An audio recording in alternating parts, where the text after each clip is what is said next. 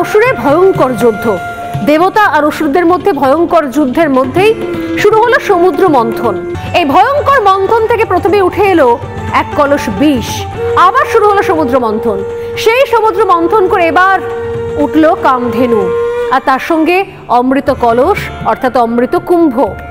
সেই সময়তেই শ্রীবিষ্ণু তিনি মোহিনী রূপ ধারণ করে অমৃত কলস নিয়ে দে চম্পট। এই অমৃতের সন্ধান পাওয়া যখন গেছে, সেই অমৃত কার কাছে কপটা বেশি পড়বে তা নিয়েও নানা বিরোধ তখন। সেই সময়তে ইন্দ্রের পুত্র জয়ন্ত তিনি কাক রূপ ধারণ করে এই অমৃত কুম্ভ নিয়ে 12 দিন ধরে ঘুরে বেরিয়েছিলেন। 12 দিন মানে এক এক দিন প্রায় সেই সময় 1 বছরের সমসাময়িক। 12 দিন মানে 12 বছর। 12 বছর ধরে ঘুরে বেরিয়েছিলেন ইন্দ্রের পুত্র জয়ন্ত।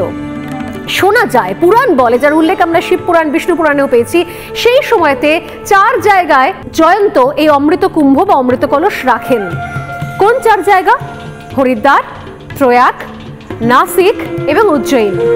এবং এই 4 জায়গায় যখন অমৃত কুম্ভ রাখা হয়, সেখান থেকে 4 জায়গায় বেশ কয়েক ফোঁটা করে অমৃত এই 4 জায়গায় খসে পড়ে।